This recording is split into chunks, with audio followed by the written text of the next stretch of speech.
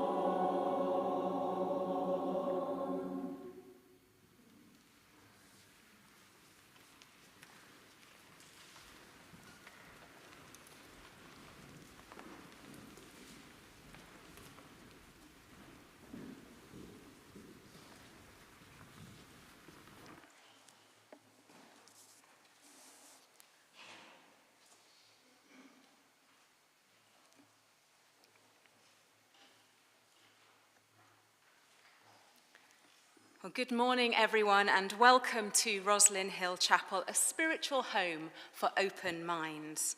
I'm Reverend Kate Dean, the minister for this sacred place and spiritual community. Whoever you are and however you are, and wherever you are along your life's journey, there is a place for you in our Unitarian community. We have a wonderful service for you today as we welcome Reverend Karen G. Johnston as our guest preacher. And as you've just heard, our chapel choir are performing. You may have noticed that our director of music, John Evans, was not conducting. Our multi-talented bass singer, technician, and now conductor, Jack Holton, was taking his place because John's wife, Steph, has just given birth to a baby girl, so that deserves a round of applause, I think. So many congratulations for them. I think it's unlikely they're watching from home, but it's possible. During today's service, our children will be meeting for their final Bright Lights Children's Chapel activities before the summer, and then those will resume in September. Babies under 2 are welcome in the creche, but need to be accompanied by an adult. And if you're watching from home, please join us for the virtual side aisle at midday. The Zoom link was sent out in the email update, and you can also find the link via the description on the YouTube page. And for those of you in the chapel, please do join us for cool refreshments. Today we're going to serve them on the manse lawn just outside, and we have plenty of shade, so don't worry about that. We also invite you to an all-weather picnic. You just need to bring a packed lunch and a blanket if you have one, but we have chairs there as well. And although there's some shade in the garden, if the heat gets too intense, it is an all-weather picnic, and so we have alternative plans. We will relocate into the hall if that is required. This evening at 6 p.m. is our regular 30 minutes of mindfulness, and our evening gathering at 7 p.m. will be reflections on making the most of Muck. So we'll be having an opportunity to share our thoughts on the words of Rev Johnston, as we'll hear this morning.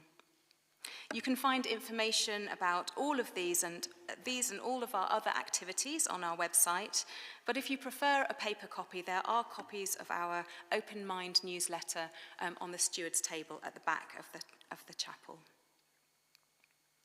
Our collection this month will be split between the upkeep of the chapel and our monthly good cause. So this month will be the Afghanistan Crisis Appeal. The Disasters Emergency Committee, DEC, launched this appeal following the earthquake that struck an area in Afghanistan, compounding the country's problems of drought and economic collapse. So we do ask you to give generously for that cause. If you're making your donation online, we ask you to donate direct to the DEC and give to the chapel separately. And as those of you who are regulars will know, at the end of the service, you'll find the collection basket on the steward's table, so you can make your contribution by cash and by card. And so now let us begin our worship service with the chalice lighting. I invite Rev Johnston to do this.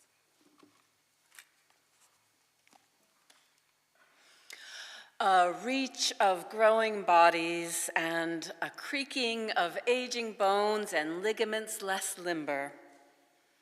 A dance of balance off kilter or graceful, finding our way through the earthly demands of gratitude and grief, the human mess of compassion and cruelty, the personal conundrums of fear and hope, the mixed company of disappointment and delight, the vast universe of muck and magnificence.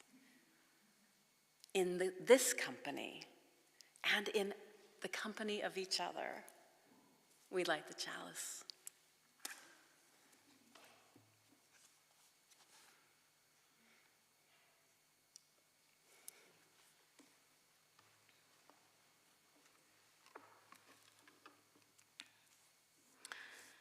We come together as a spiritual community, and we like to get to know one another. And you will have heard those wonderful words by our guest preacher, Reverend Karen G. Johnston, and I'd like to introduce her to you now. She serves as the settled minister for the Unitarian Society, located in East Brunswick, New Jersey, in the United States. She's visiting family while here in England with her husband, Tony, who is originally from Huddersfield. Ordained in 2016, before becoming a Unitarian Universalist minister, she was a clinical social worker for 2 decades. She identifies as a UU Buddhist, and the heart of her spiritual practice is befriending death. Reverend Johnston is the founder and author of Date with Death Club, a new curriculum for exploring mortality in community. And so now you know a little more about Reverend Johnston. I invite you to turn to someone near you, to say your name and introduce yourself. Welcome them to chapel this morning.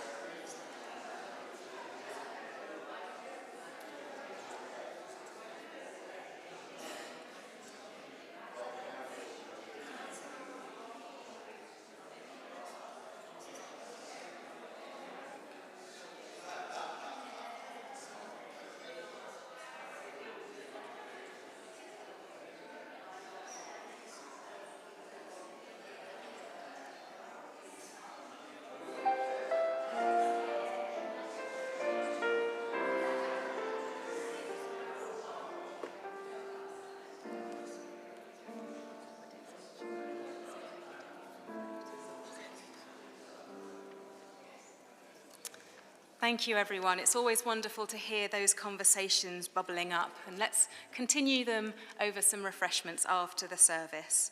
But for now, let's join in singing our first hymn. A slight confusion over the hymn numbers, but you don't need to know about hymn numbers because the words are printed inside your service sheet. It's Gather the Spirit from our purple hymnal. So as is our practice, we'll hear the tune and then please rise as you're able after that introduction for Gather the Spirit.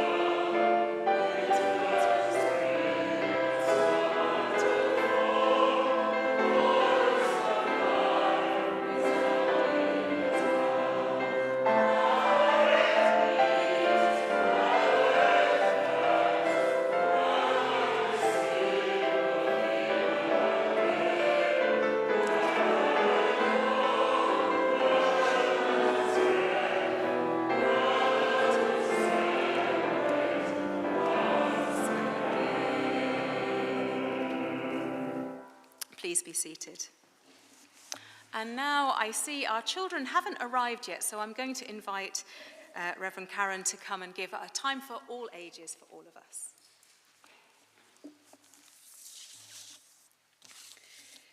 So I have a story to tell, and I have pictures, but I won't be able to show them to you, so perhaps afterwards on the lawn. But I want for you to imagine a golden Buddhist temple high up, not on a hill exactly, but on top of what is called a volcanic plug.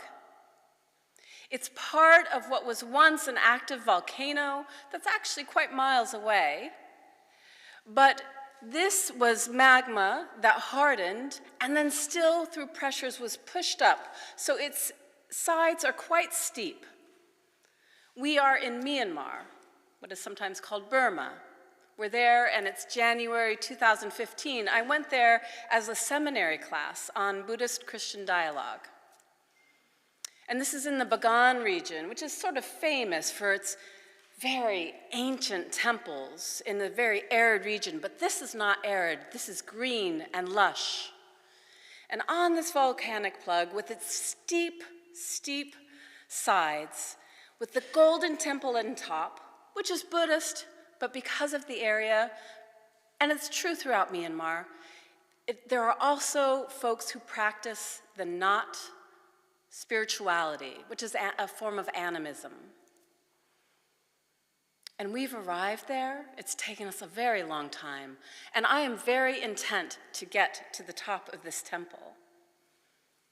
But the only way up is a set of stairs that spiral on the outside of the steep.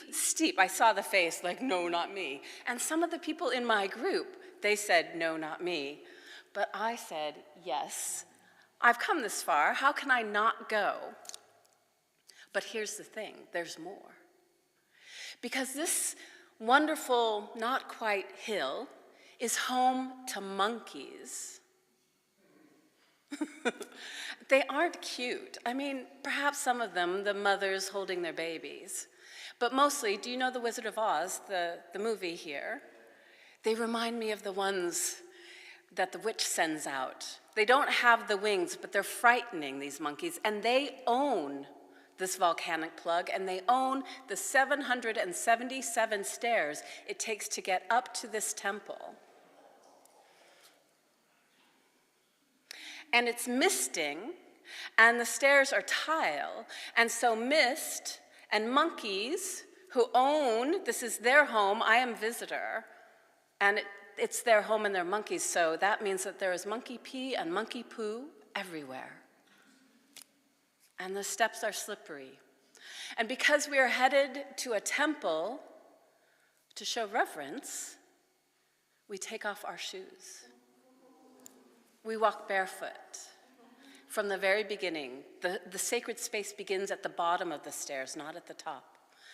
And so there we are. We go all the way to the top, the monkeys all around, and visitors who come sometimes feed the monkeys, so the monkeys have no fear of us. In fact, they believe that we belong to them and that the shiny things on us, plastic bags, belong to them and they'll take them. But I trudge with my friends up the 777 stairs to the top where I see magnificent things. I'm so thankful that through this challenge, I'm able to go to the top, but once you're at the top, it means you must come back down, and there's only way one. The only way down is the way you came. And it's gotten more slippery and more misty. And it is on the way down as I am clinging to the handrail, not wanting to slip, that a monkey decides that the plastic rain poncho that I have on belongs to him. And gets very close, too close.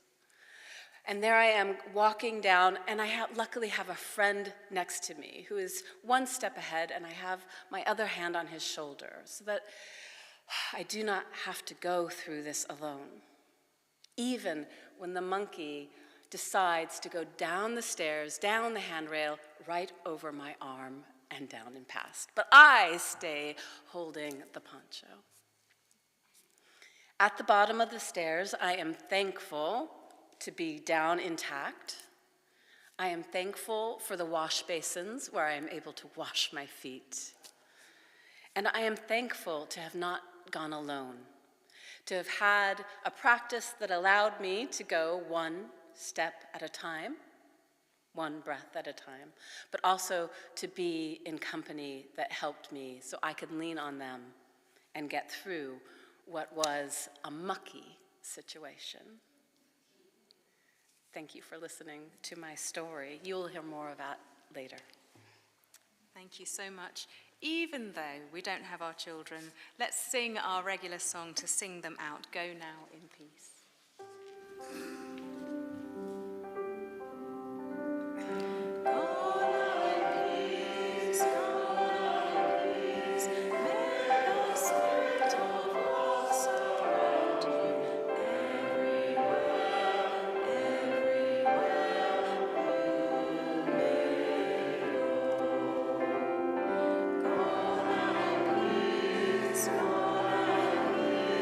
May us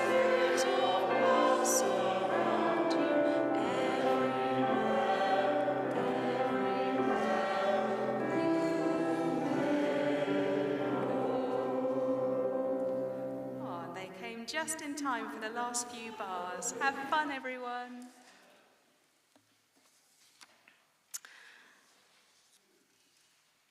I now invite Reverend Karen and her husband Tony Cape to join me to give our reading.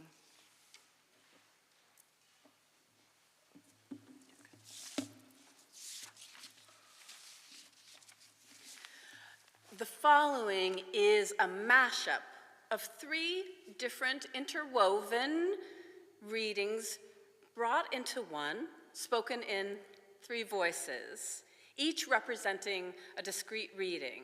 So the first one is commonly known as the Prayer of St. Francis from the Catholic tradition. The second is the Shantideva prayer, which is from a Buddhist tradition. And thirdly, a Central American folk song, Plegarias, which means prayers. It was written by Luis Angel Castro, and this mashup arrangement was by me. Lord, make me an instrument of your peace. May I be a protector to those without protection. I would like to have the force of thunder to silence those who preach death. Where there is hatred, let me sow love. Where there is injury, pardon. A leader for those who journey. I would like to be the rain to put out the flames left by war in hundreds of towns and peoples. Where there is doubt, faith. Where there is despair, hope. And a boat, a bridge, a passage for those desiring the further shore. To become winds, hurricanes, to erase from the earth all of the borders and the fences that divide embraces. Where there is darkness, light. Where there is sadness, joy. May the pain of every living creature be completely cleared away. Would that I were wheat, that I might pass myself out as bread among the hungry who walk your street. O divine Master, grant that I may not so much seek to be consoled as to console. May I be the doctor and the medicine. I would like to have the wings of a seagull. To be understood as to understand, to be loved as to love. And may I be the nurse for all sick beings in the world until everyone is healed. And soar over the sea as the afternoon's sun sets. What would happen if I were an enormous elephant and I trampled all the tractors that robbed me of my forests? For it is in giving that we receive. May I always support the life of all the boundless creatures. Yet I am only one human being. It is in pardoning that we are pardoned. Just like space and the great elements such as earth, and until they pass away from pain. And I don't think that's enough. It is in dying that we are born to eternal life. May I also be the source of life for all the realms of varied beings. But millions of people are coming, singing, millions of people. That reach until the ends of space. I swear they are on their way.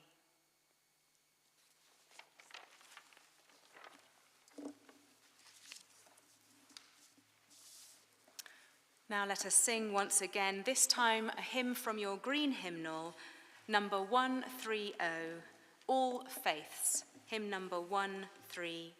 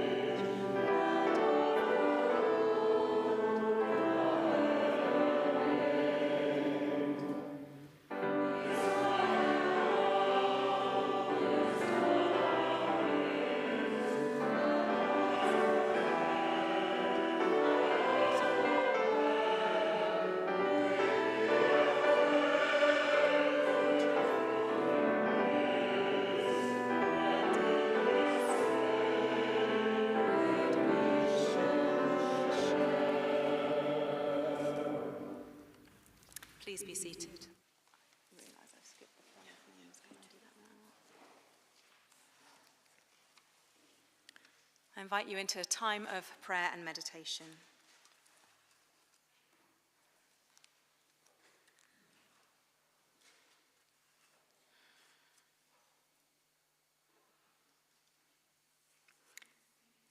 We come together in fellowship each Sunday with hearts full of joy and full of concern. We share the joy of being together and the joy of new life. Yet the current heat wave reminds us of the impact of climate change on our planet, and we think of all those who suffer through environmental damage. If you are holding someone in your heart this morning, I invite you to say their name aloud in the coming moments of stillness, so that we may also hold them in our prayers.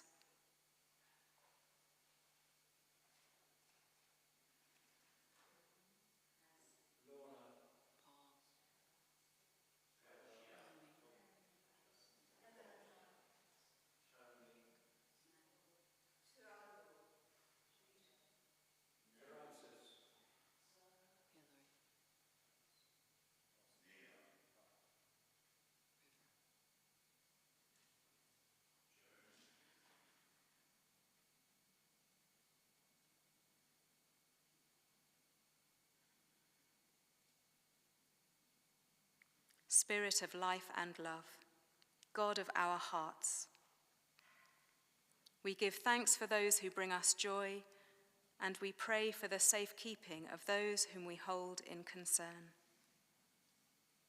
For all those names, spoken and unspoken, may they be surrounded by the loving kindness that we offer them today.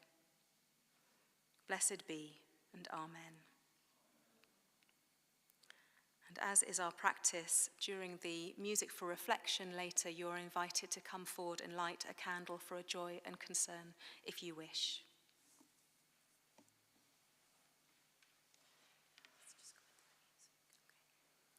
So choir, would you like to come forward for the music for reflection?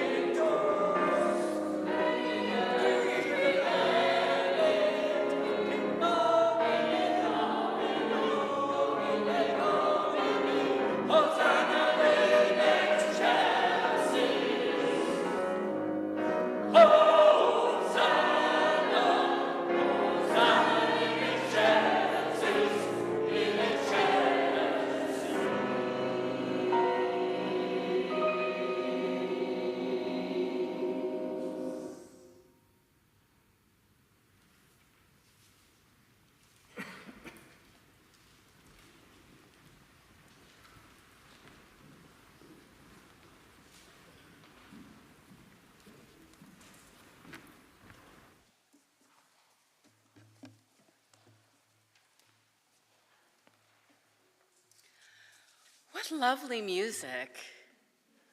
I serve a congregation where we have no choir, so it is such a treat.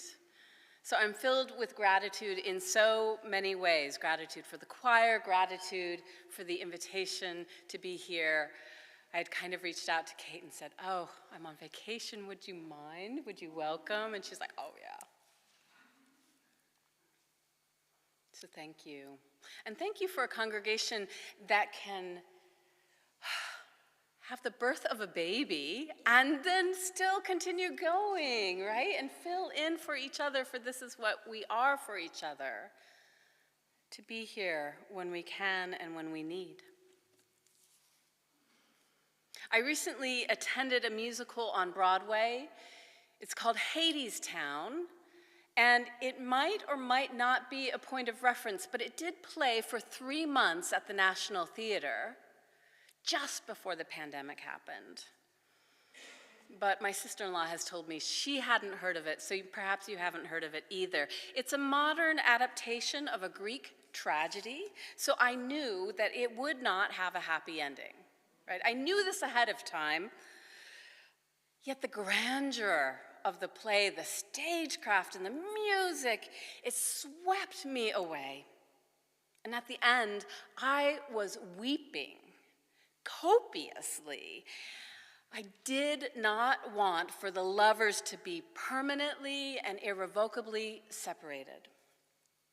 I did not want for Eurydice to be consigned to an eternity of hell because Orpheus had looked back in doubt. So I met that tragic ending with disbelief and resistance, as if their suffering was mine. I wanted so much for the reality to be different than it was. I felt momentarily crushed, and in that crush, I found myself holding my breath, as if that would change the outcome. And then I breathed. And on stage, the narrator, Hermes, confirmed for the whole audience. He said, "It's a sad song. It's a sad tale." And then with intonation, he said, "It's a tragedy." "It's a sad song," he sang, "but we sing it anyway. 'Cause here's the thing," he said, "to know how it ends and still begin to sing it again." What are we to do with tragedy, with suffering? Are we to walk up a daunting number of impossible stairs spiraling along a sheer-sided volcanic plug on tiled, slippery steps, only to realize that once we reach the top, the only way back down is the same way? Are we to keep living through a pandemic whether or not we wear masks, even as there are ever more outbreaks of increasingly more contagious variants? And then what are we to do about heat waves and wildfires and floods and the acidification of oceans and the loss of species? The litany is devastating when we let it in. This mortal life is full of tragedy and suffering, though some of us might call it by a different name, not comfortable perhaps with the grandiosity of either of those words, those terms. And so I want to offer up, what if we were to call it muck? Sometimes it's personal, sometimes it's interpersonal, sometimes it's random, and sometimes it's intended and cruel. Sometimes it comes from systemic oppression, adding both acute challenges and chronic layers of barrier, both external and internal. So how might we make the most of muck? The late Buddhist monk, wise teacher Thich Nhat Hanh tells us that without mud, there is no lotus. Without lotus, there is no mud. Without very smelly mud, there is no fragrant lotus. And so the path of transforming suffering is possible, is within us, and he would say it's accessible through the practice of mindfulness. Not just mindfulness, but the practice of it. That breath that allows just enough space to know that there is suffering, but it is not the defining aspect of ourselves. It's that breath that allows us to see that suffering and happiness are not polar opposites, but are woven of the same cloth. Like mud that gives way to lotus that eventually withers and returns to mud again, Thich Nhat Hanh says that suffering and happiness do not exist one without the other, are in constant flux, and says happiness and suffering are not enemies, they are inter-are.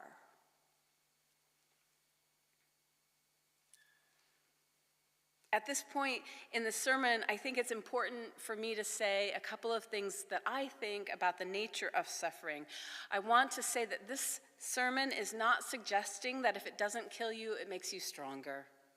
I can't stand that phrase. And I am not a pastor who will ever tell you that everything happens for a reason. There is some suffering that is too much suffering. Too long, too deep, too much cruelty.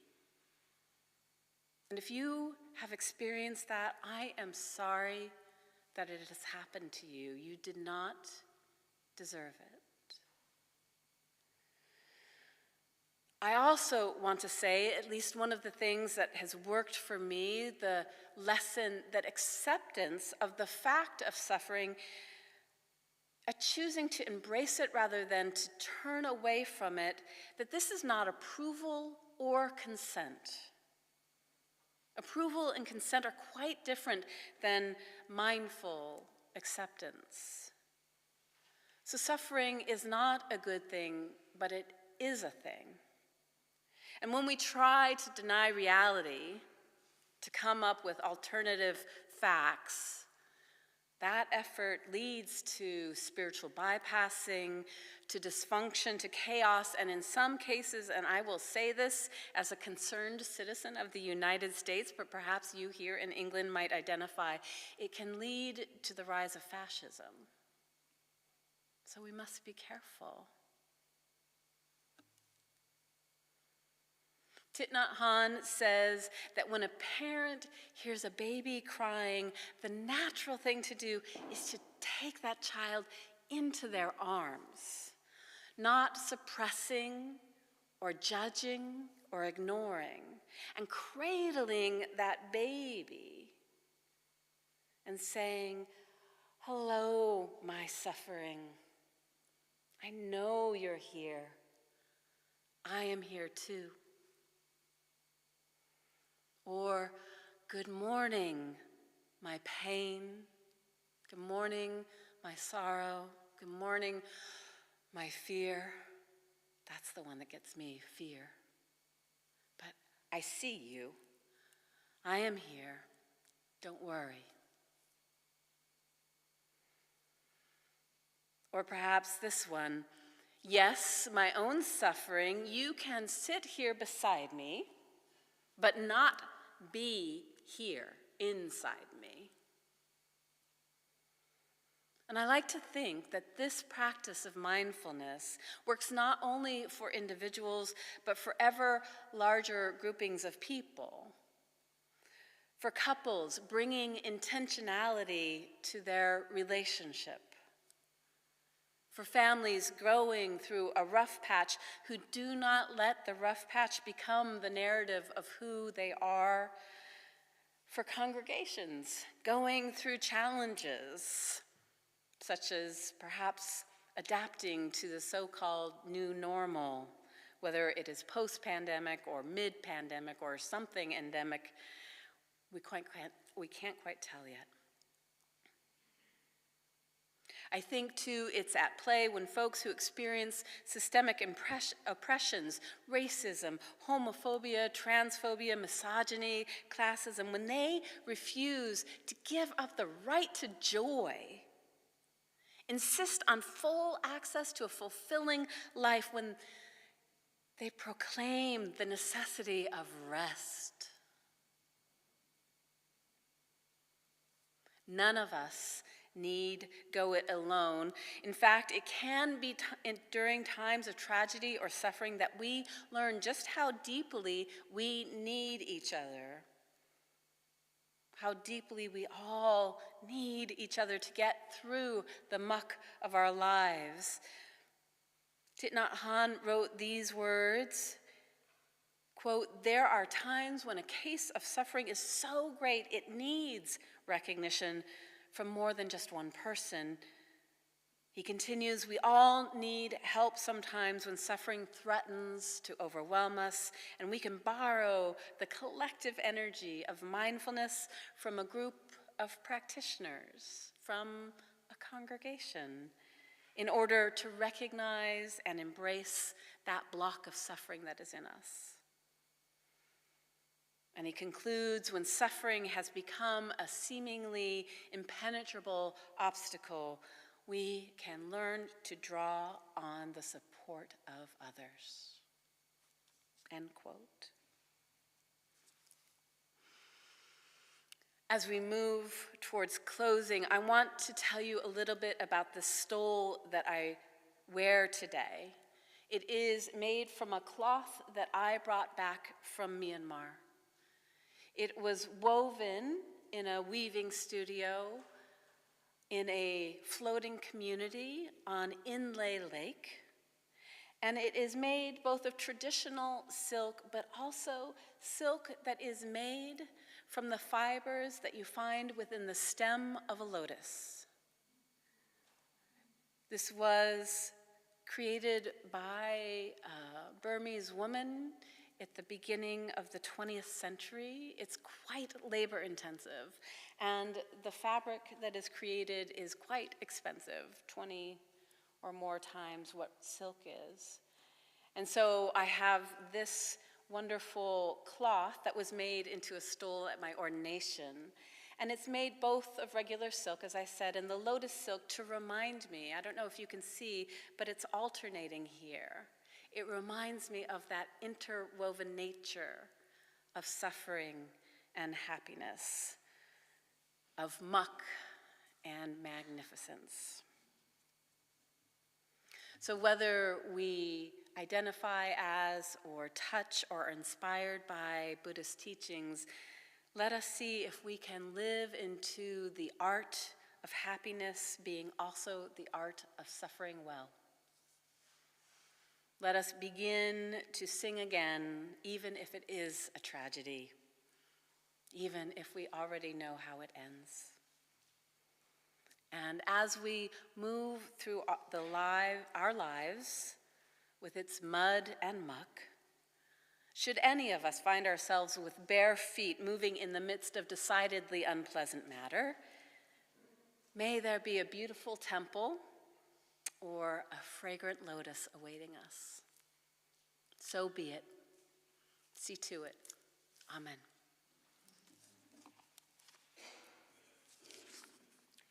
I believe we are going to be singing now. It's number 133. It's in the green hymnal, How Can I Keep From Singing?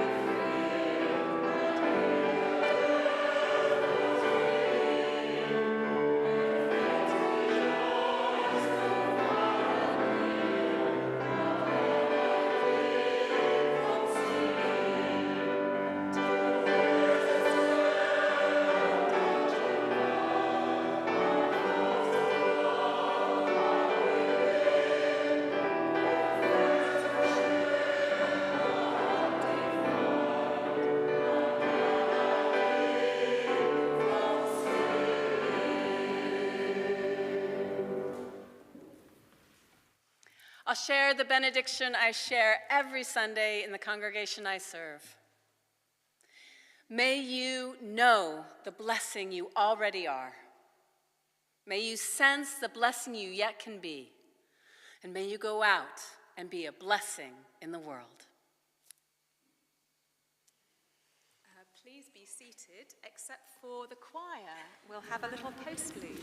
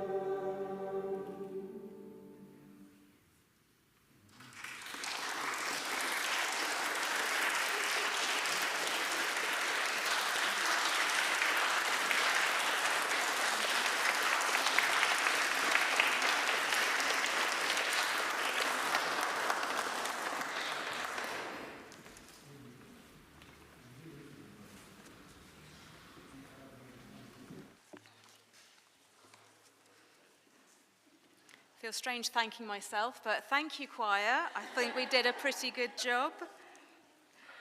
But thanks especially to Paul Ayres on the piano,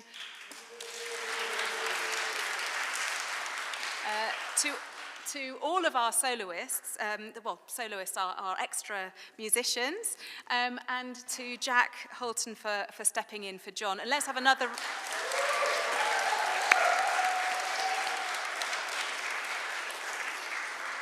And let's have another round of applause for John for his wonderful work with the choir over the last few weeks. So thank you to John.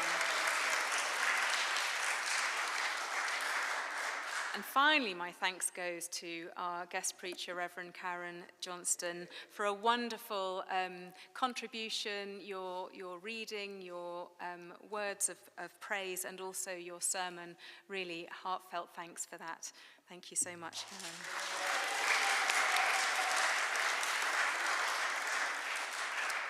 And don't forget that our collection basket is at the back of the chapel with the card reader. And please do invite the person next to you to come and enjoy refreshments on the manse lawn. Do remember to take everything with you, though, because the chapel will be locked at 1 p.m. And also the front gates to avoid strangers wandering into the building site that we have got going on at the moment. But of course, you can exit via Kempley Road if you need to. So thank you everyone for your contributions, and let's enjoy fresh refreshments and fellowship together now. Thank you.